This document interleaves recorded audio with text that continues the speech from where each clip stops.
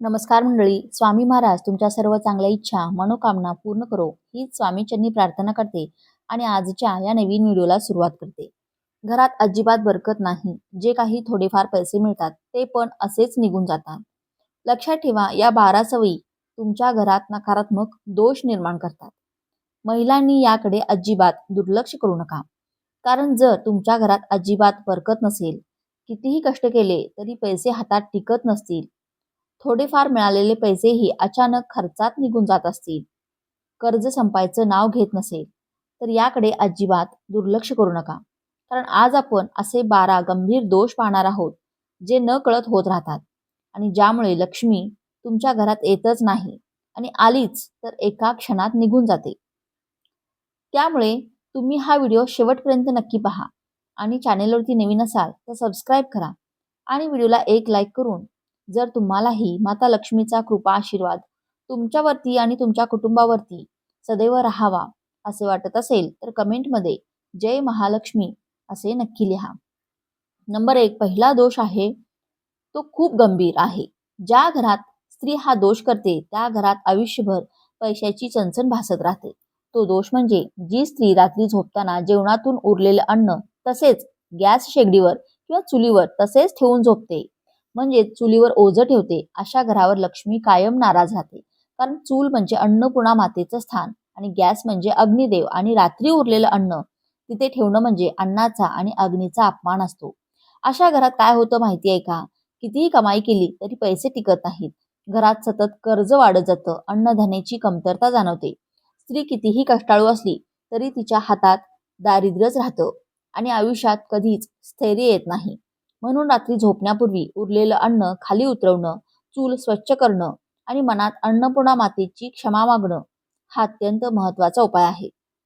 Number 2, दुसरा दोष म्हणजे जो बहुतेक घरात होतो आणि लोक त्याकडे अजिबात लक्ष देत नाहीत. तो दोष म्हणजे रात्री जेवण झाल्यानंतर उष्टी खरकटी भांडी किचन ओट्यावर किंवा सिंकमध्ये तशीच ठेवून झोपणं. उष्टी भांडी म्हणजे नकारात्मक ऊर्जेचं केंद्र असतं. जिथे उष्टी भांडी असतात तिथे शनीची वक्रदृष्टी पडते. अन्नपूर्णा माता आणि लक्ष्मी त्या घरातून काढता पाय घेतात. अशा घरात पैशाची सतत चणचण जाणवते, कामात अडथळे येतात, नोकरीत समस्या निर्माण होतात, व्यवसायात नुकसान होतं आणि घरात विनाकारण तणाव वाढतो.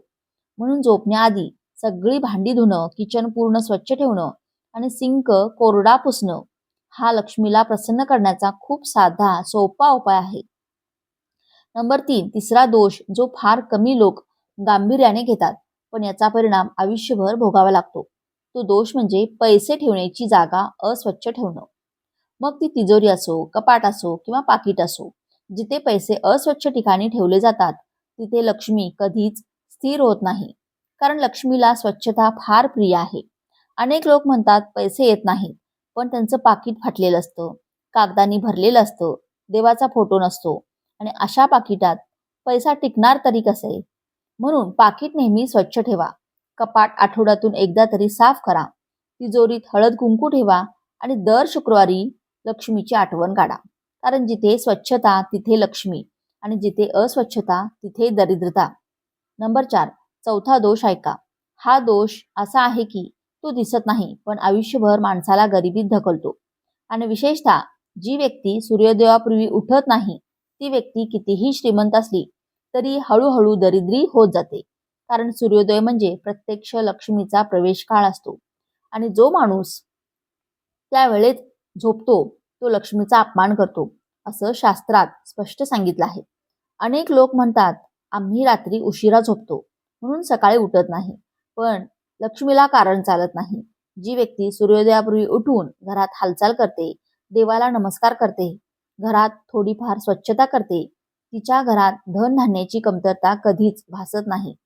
आणि म्हणूनच जो माणूस सकाळी उशिरा उठतो त्याच्या आयुष्यात संधी येऊनही निघून जातात, पैसा येऊनही टिकत नाही आणि हळूहळू कर्ज वाढत जातो. त्याचा उपाय खूप सोपा आहे. सूर्योदयापूर्वी किमान 5 मिनिटं जरी उठलात तरी चालेल. त्यावेळेला डोळे उघडून देवाचं नाव घ्या आणि मनात म्हणा, हे लक्ष्मी माते, आज माझ्या घरात वास कर. अशा छोट्याशा सवयीनेही आयुष्यात मोठा बदल घडतो. नंबर 5, पाचवा दोष. हा दोष मंगळवाराशी संबंधित आहे आणि याकडे दुर्लक्ष केलं तर आयुष्यात सतत आर्थिक संघर्ष सुरू राहतो. तो दोष म्हणजे मंगळवारी कुणाकडून कर्ज घेणं किंवा कुणाला कर्ज देणं. मंगळवार हा मंगळ ग्रहाचा दिवस आहे आणि मंगळ ग्रह हा कर्ज, वाद, कोर्ट कचेरी, रक्तसंबंध, नातेसंबंध, भांडण यांचा कारक मानला जातो. मंगळवारी पैसे घेतले किंवा दिले तर ते पैसे परत येतच नाहीत किंवा परत मिळायला खूप त्रास होतो आणि घरात अचानक खर्च वाढतात. त्यामुळेच जुन्या लोकांनी मंगळवारी उधारी बंद ठेवलेली असायची. यामागे फार मोठं शास्त्र आहे. जर चुकून मंगळवारी पैसे घ्यायचे असतील तर ते मीठ किंवा गूळ हातात घेऊन घ्या आणि मनात देवाचं नाव घ्या. पण शक्यतो हा दिवस टाळा, कारण यामुळे लक्ष्मीचा प्रवाह थांबतो. नंबर 6, 6वा दोष ऐका, जो विशेषतः स्वयंपाकघराशी संबंधित आहे. आणि हा दोष करणाऱ्या घरात कायम तणाव आणि पैशाची अडचण राहतेच. तो दोष म्हणजे स्वयंपाक झाल्यानंतर गरम तव्यावर किंवा कढईवर पाणी सोडणं. हे फार मोठं पाप मानलं जातं, कारण गरम तवा म्हणजे अन्नपूर्णा मातेचं ऊर्जा आणि त्यावर पाणी टाकणं म्हणजे त्या ऊर्जेचा अपमान. अशा घरात काय होतं, अचानक खर्च वाढतात, घरात शांतता राहत नाही, स्त्रीला मानसिक त्रास होतो आणि पैशाची आवक असूनही घरात पैसा दिसत नाही. म्हणून स्वयंपाक झाल्यानंतर तवा थंड झाल्यावरच धुवा आणि कधीही गरम तव्यावर पाणी टाकू नका. हा एक छोटासा नियम पाळला तरी घरातील नकारात्मकता लगेच नाहीशी होते.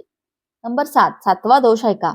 हा दोष खूप सूक्ष्म आहे, पण याचा परिणाम खूप खोलवर होतो आणि विशेषतः ज्या घरात स्वयंपाक झाल्यानंतर पहिली भाकरी किंवा पहिली चपाती स्वतः खाल्ली जाते आणि ती कोणालाही दान दिली जात नाही, त्या घरात लक्ष्मीचा प्रवाह हळूहळू थांबतो.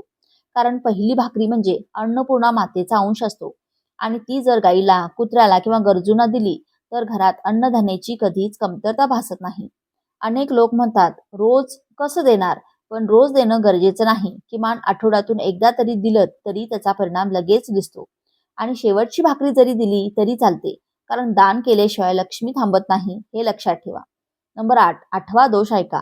हा दोष प्रत्येक घराच्या मुख्य दरवाजाशी संबंधित आहे. हा दोष असल्यास लक्ष्मी उंबरठ्यापर्यंत येऊनही परत फिरते. तो दोष म्हणजे ज्या दरवाजातून आपण रोज ये-जा करतो त्या दरवाजात चपला, बूट अस्ताव्यस्त टाकणं. उंबरठ्यावर लक्ष्मीची पावलं चिटकवलेली असतात आणि त्यावर वारंवार पाय देणं, पाय ठेवून आत येणं किंवा बाहेर जाणं. अशा घरात काय होतं माहिती आहे का? कितीही प्रयत्न केले तरी पैसा घरात टिकत नाही. कारण दरवाजा म्हणजे लक्ष्मीचा प्रवेश मार्ग आणि तिथे अस्वच्छता असेल तर लक्ष्मी आतच येत नाही. म्हणून चपला, बूट बाजूला ठेवा, उंबरठा रोज पुसा आणि संध्याकाळी तिथे दिवा लावा. हा छोटासा उपाय घरात मोठी बरकत आणतो. नंबर 9, 9वा दोष ऐका. हा दोष घराच्या बाहेरील वातावरणाशी संबंधित आहे आणि याकडे दुर्लक्ष केल्यास घरात सतत अडचणी वाढत जातात. जो दोष म्हणजे घराच्या अंगणात अतिप्रमाणात अशुभ झाडं लावणं, जसं की काटेरी झाडं, दूध देणारी झाडं किंवा फार उंच आणि काळी सावली टाकणारी झाडं. वास्तुशास्त्रानुसार अशी झाडं घराच्या आजूबाजूला असतील तर नकारात्मक ऊर्जा वाढते, घरात आजार वाढतात आणि पैशाची आवक कमी होते. म्हणून शक्यतो घराच्या अंगणात तुळस, आवळा, केळी आणि फुलझाडं लावा, कारण ही झाडं सकारात्मक ऊर्जा वाढवतात आणि लक्ष्मीला आकर्षित करतात. नंबर 10, 10वा दोष ऐका. हा दोष असा आहे की लोक याला साधी सवय समजून दुर्लक्ष करतात, पण हाच दोष घरात लक्ष्मी टिकून न देण्यामागचं सगळ्यात मोठं कारण ठरतो. आणि तो दोष म्हणजे घरात अडगळ साठवून ठेवणं. जुने कपडे, फुटकी भांडी, खराब वस्तू, न वापरलेली सामान वर्षानुवर्षे घरात ठेवणं. अशा घरात काय होतं माहिती आहे का? ऊर्जा अडकून राहते. जी नकारात्मक ऊर्जा तयार झालेली असते ती तिथेच अडकून राहते. नवीन गोष्टी येण्यासाठी जागाच उरत नाही. पैसा येण्याचे मार्ग बंद होतात आणि घरात सतत जडपणा जाणवतो. म्हणून जे वापरत नाही ते घरात ठेवू नका. गरजू लोकांना द्या किंवा घराबाहेर काढा, कारण रिकामी जागा म्हणजे नवीन लक्ष्मीला आमंत्रण असतं. नंबर 11, हा दोष घराच्या बाथरूमशी संबंधित आहे आणि फारच गंभीर मानला जातो. तो दोष म्हणजे बाथरूम मध्ये घाणेरडं पाणी साठवून ठेवणं किंवा बाथरूम मधील नळ सतत टिपकत राहणं. पाणी म्हणजे लक्ष्मीचं रूप आहे आणि जेव्हा पाणी वाया जातं तेव्हा लक्ष्मी ही वाया जाते. अशा घरात अचानक खर्च वाढतात, पैसा हातात टिकत नाही आणि आरोग्याच्या समस्या तर खूपच निर्माण होतात.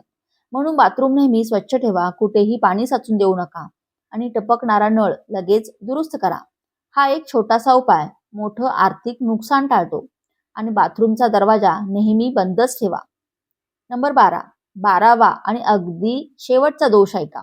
दोष संध्याकाळच्या वेळेशी संबंधित आहे आणि हा दोष केल्यास लक्ष्मी नाराज होते. तो दोष म्हणजे संध्याकाळी तिन्ही सांजेला कोणालाही पैसे किंवा मीठ देणं किंवा त्या वेळेला कोणाकडून पैसे घेणं किंवा कर्ज घेणं.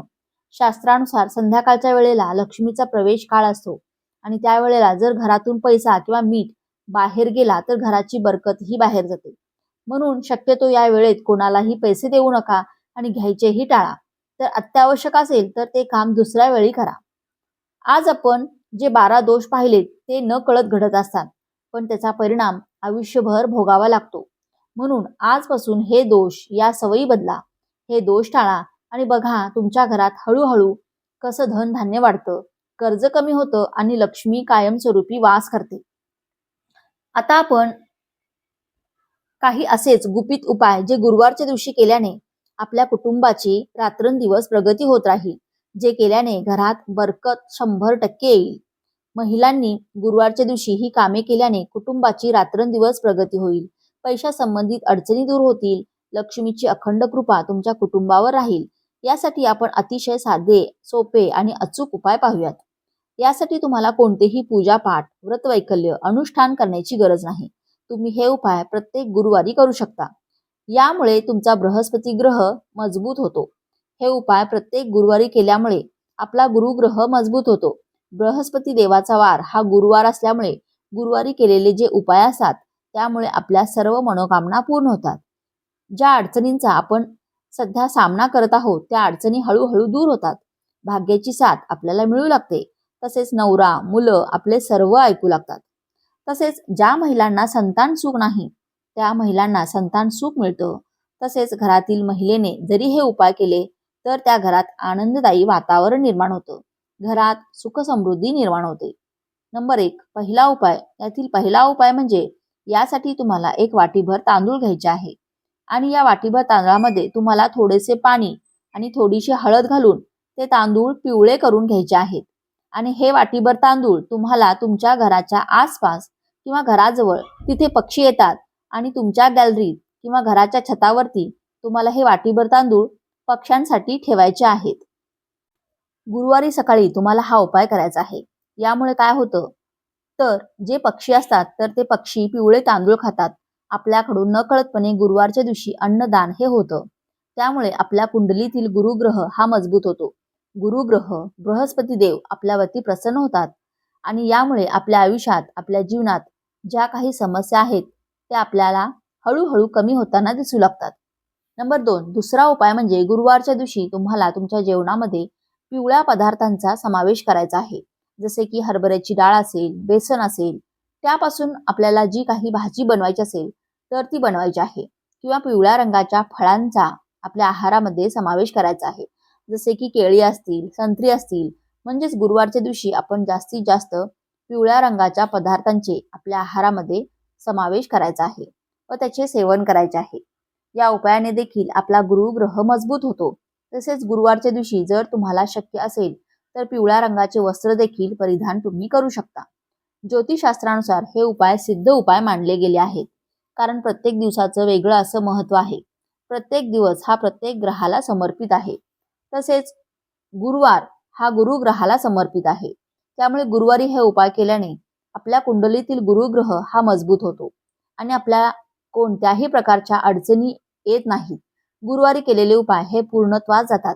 त्यामध्ये कोणत्याही प्रकारचा अडथळा येत नाही. नंबर 3, तिसरा उपाय असा आहे की तुम्हाला थोडंसं गव्हाचं पीठ घ्यायचं आहे आणि हे थोडंसं बेसन पीठ घ्यायचं आहे. गव्हाचे पीठ जास्त घ्यायचे आहे आणि बेसन पीठ 1 चमचाभर घेतलं तरीही चालेल. त्यामध्ये थोडीशी हळद मिक्स करून त्याचे पीठ तुम्हाला मळून घ्यायचे आहे आणि त्याचा एक गोळा बनवून घ्यायचा आहे आणि त्यामध्ये तुम्हाला थोडासा गूळ आणि हरभऱ्याच्या डाळीचे मिश्रण म्हणजे आपण जशी पुरणपोळी बनवतो त्या पद्धतीने तुम्हाला हा गोळा बनवायचा आहे आणि हा गोळा तुम्हाला गाईला खाऊ घालायचा आहे. यामुळे तुम्हाला गोमातेचा आशीर्वाद मिळतो. तुम्हाला तर माहितीच आहे की गोमातेच्या शरीरामध्ये 33 कोटी देवांचा वास असतो. त्यामुळे गुरुवारी जर तुम्ही असे पीठ गाईला खाऊ घातले तर त्याचे खूपच असे पुण्यफळ आपल्याला प्राप्त होते. हळूहळू आपली प्रगती होत जाते आणि हे आपल्या लक्षात सुद्धा येत नाही की आपल्यात आता चांगले बदल घडू लागले आहेत. तसेच ज्यांचा विवाह होण्यास अडथळा निर्माण होत आहे त्यांचा या उपायाने लवकरात लवकर विवाह होण्यास मदत होईल. विवाह योग लवकर जुळून येईल.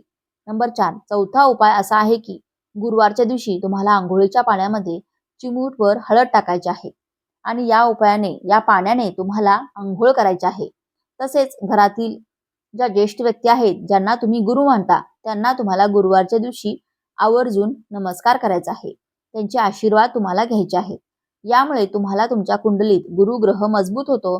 तसेच घरातील महिलेने गुरुवारच्या दिवशी आपले केस कधीही धुवू नयेत. गुरुवारच्या दिवशी केस धुतल्याने आपला गुरुग्रह हा कमकुवत होतो. त्यामुळे गुरुवारच्या दिवशी केस कधीही धुवू नयेत. जर तुम्हाला खरोखरच गुरुवारच्या दिवशी केस धुणं आवश्यकच असेल तर तुम्ही अंघोळीच्या पाण्यामध्ये थोडेसे कच्चे दूध टाकून आपले केस धुवू शकता. नंबर 5, पाचवा उपाय असा आहे की गुरुवारच्या दिवशी तुम्हाला एका तांब्याच्या कलशामध्ये पाणी घेऊन त्यामध्ये तुम्हाला थोडेसे कच्चे दूध मिक्स करून तसेच त्यामध्ये थोडीशी चिमूटभर हळद देखील टाकायची आहे आणि हे पाणी तुम्हाला तुळशीला अर्पण करायचे आहे. यामुळे भगवान विष्णू आणि माता लक्ष्मी तुमच्यावरती प्रसन्न होतील आणि भगवान विष्णू आणि माता लक्ष्मी यांचा आशीर्वाद तुमच्यावरती कायम राहील. तसेच गुरुवारच्या दिवशी तुम्ही सूर्याला जेव्हा अर्घ्य देता तेव्हा त्या पाण्यामध्ये तुम्हाला थोडासा गूळ आणि थोडीशी हळद मिक्स करून त्या पाण्याने तुम्हाला सूर्यदेवाला अर्घ्य द्यायचे आहे. यामुळे देखील सूर्यदेव तुमच्यावरती प्रसन्न होतील आणि तुम्हाला चांगले आरोग्य देखील प्राप्त होईल. तसेच गुरुवारच्या दिवशी तुम्हाला केळीच्या झाडाची पूजा देखील करायची आहे. जर तुमच्या घरामध्ये किंवा घराच्या आसपास केळीचे झाड असेल तर गुरुवारच्या दिवशी तुम्हाला केळीच्या झाडाची पूजा नक्की करायची आहे.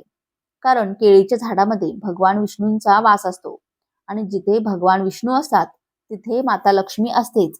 तसेच गुरुवारच्या दिवशी तुम्हाला केळीच्या झाडाला थोडी हळद मिक्स करून असे पाणी अर्पण करायचे आहे.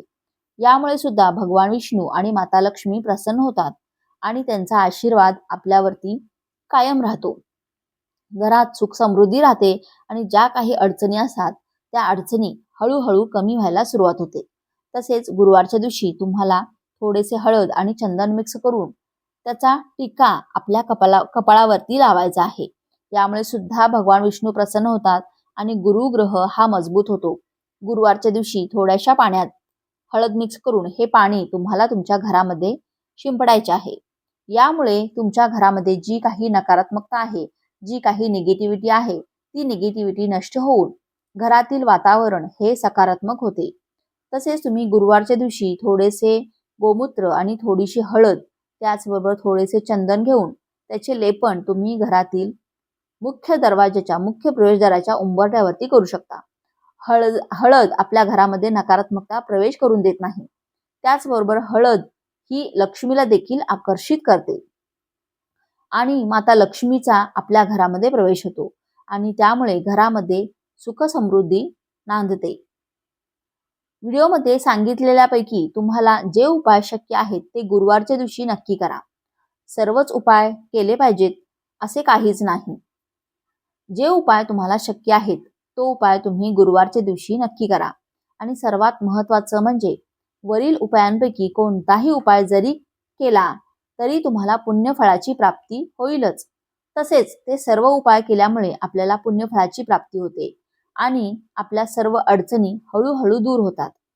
तरीही तुम्हाला सर्वच उपाय करणे शक्य नसेल तर सर्वात अगोदर जो उपाय सांगितलेला आहे पिवळे तांदूळ घेऊन ते पक्ष्यांना खाऊ घालणं, तर यामुळे मुक्या जनावरांना जीवांना तुम्हाला खाऊ घालण्याचं पुण्य पदरात पडते आणि तुमच्या घरातील ज्या काही समस्या आहेत, ज्या काही अडचणी आहेत त्या सर्व अडचणी हळूहळू नक्कीच दूर होतील.